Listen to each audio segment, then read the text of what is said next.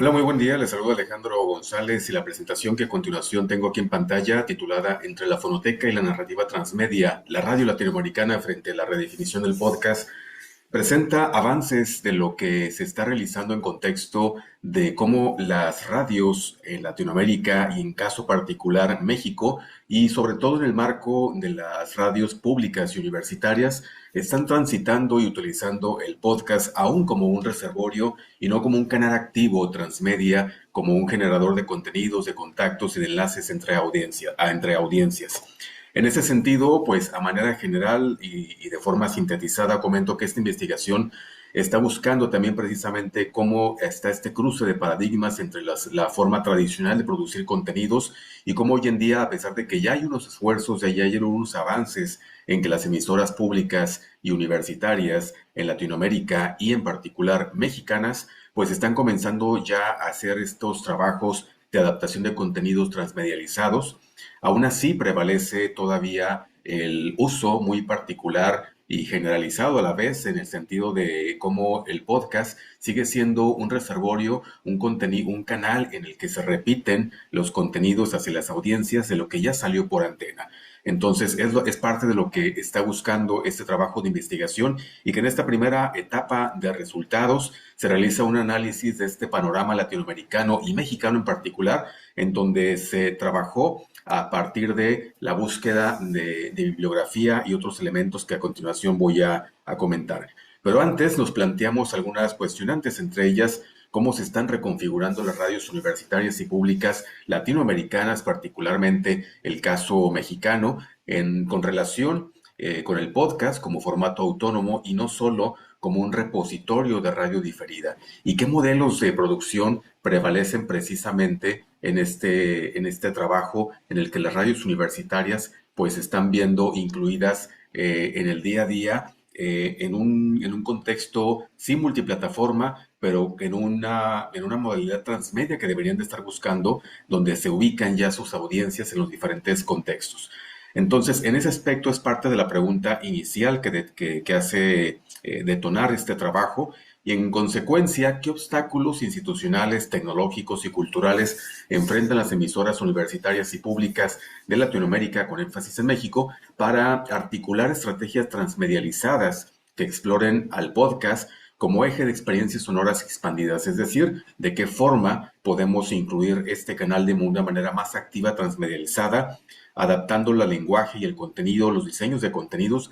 hacia las diferentes audiencias a las que se quieren llegar los medios públicos y universitarios.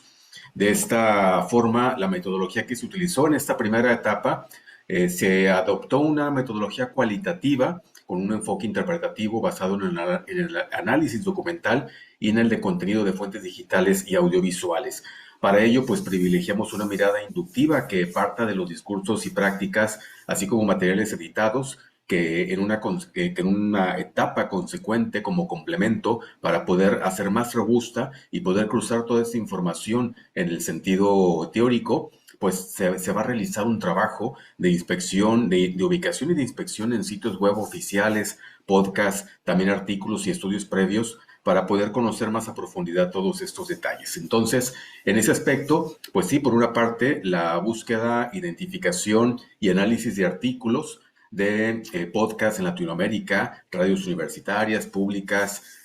papers sobre transmedia y narrativa sonora que incluyan casos latinoamericanos en sitios web institucionales, también las páginas de radios universitarias y públicas latinoamericanas para poder conocer detalles que en particular estuvieran difundiendo o compartiendo de forma oficial sobre la forma de trabajar los contenidos de podcast, programación, líneas editoriales, proyectos, innovación, entre otros. Y finalmente poder entrar a ubicar los catálogos oficiales, títulos, descripciones, archivos y demás que nos permitan conocer más a profundidad el tratamiento y uso que se le está dando a este formato, a este canal. Entonces, en esta fase inicial se analizaron 58 artículos académicos, tesis doctorales, trabajos de máster y estudios publicados, todos ellos ubicados en plataformas como las que tengo aquí en pantalla, estas 19 plataformas en una parte inicial, en donde podemos ubicar precisamente esos contenidos y darnos a la tarea de revisar cómo estaban definiendo las prácticas en el podcast en particular. En una segunda etapa, como lo comenté hace un momento y de forma un poquito más explícita,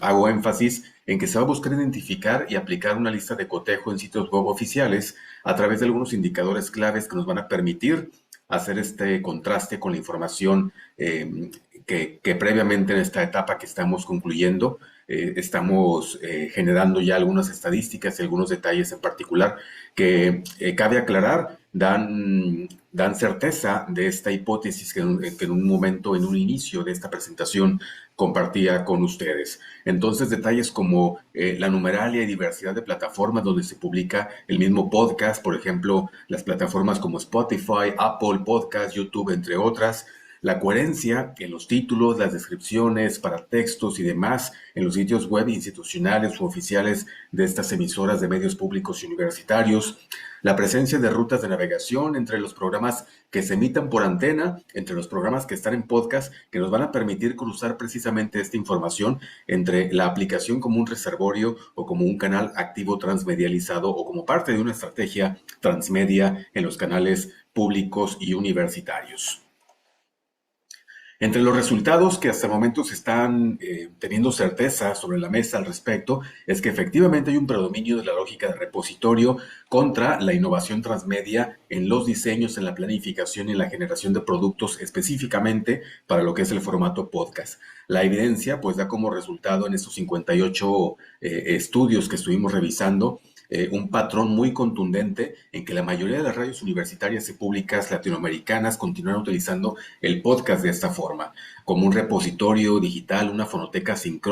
asíncrona, en donde se puede acceder a demanda, a la carta, a conocer contenidos que ya fueron emitidos y que fueron pensados, que fueron diseñados para la forma tradicional de la radio FM, por ejemplo. Aproximadamente 65% de las emisoras estudiadas con base en estos documentos que encontramos replican programas de radio en lo diferido, manteniendo estructuras, duración y lenguaje, características precisamente de lo que acabo de comentar. En ese sentido, podemos precisamente que todavía está predominando contra el 5%, incluso el 10% de lo que se está ya comenzando a trabajar de forma transmedializada desde el diseño, la ejecución y el ya empezar a difundir contenidos, a divulgar contenidos que lleguen a las diferentes audiencias en las diferentes plataformas, pero con un contenido ya pensado, diseñado desde ese enfoque. No como un contenido pensado para FM, para antena, para aire, como se le conoce en algunos países, y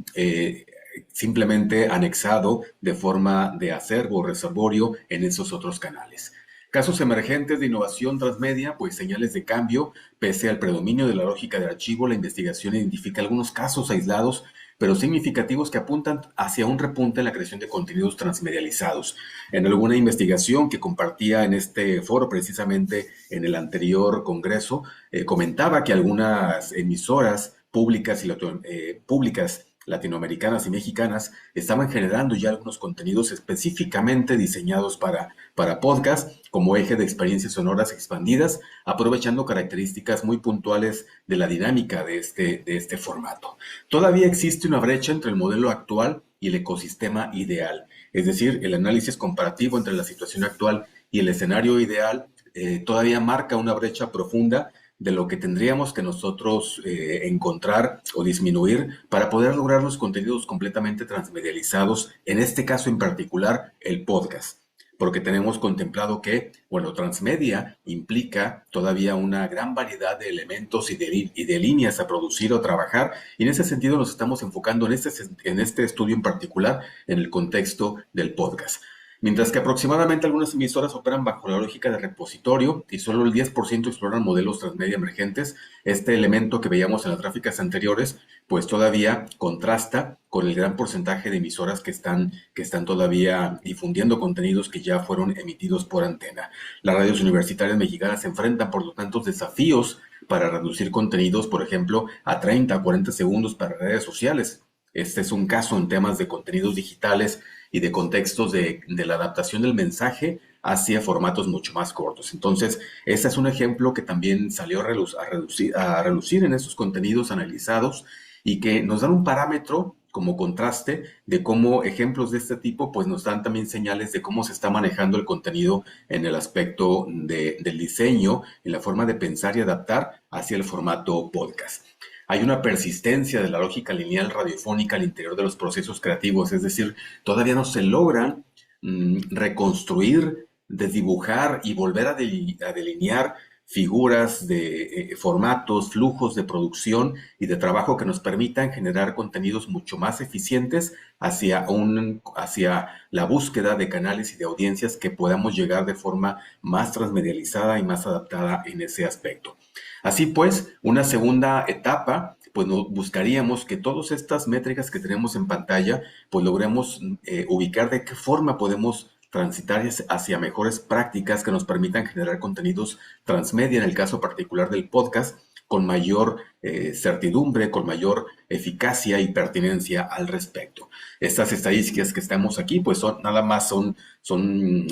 un compendio, un complemento de lo que acabo de explicar previo a este caso. Y un elemento para finalizar es que efectivamente algo que se identifica es la necesidad de personal especializado y del equipamiento técnico necesario para poder trabajar de forma más eficiente la adaptación de contenidos pensados hacia este formato en particular. Ese es otro de los elementos que hasta el momento destaca en los resultados y en las búsquedas que hemos obtenido. De esta forma, hay algunos casos pioneros, inspiradores, que también marcan algún rumbo hacia a lo que estamos derivando en esta investigación y que vamos a poder ampliar mucho mejor en la segunda etapa. Así que agradezco mucho la posibilidad de compartir con ustedes entre la fonoteca y la narrativa transmedia, la radio latinoamericana frente a la redefinición del podcast, un contexto en el que todavía estamos cerrando esta primera etapa, pero que de forma contundente creemos comprobar que en esta segunda parte de la investigación vamos a encontrar, no nada más a comprobar esta hipótesis, sino encontrar cómo podemos derivar en mejores prácticas y encontrar flujos que permitan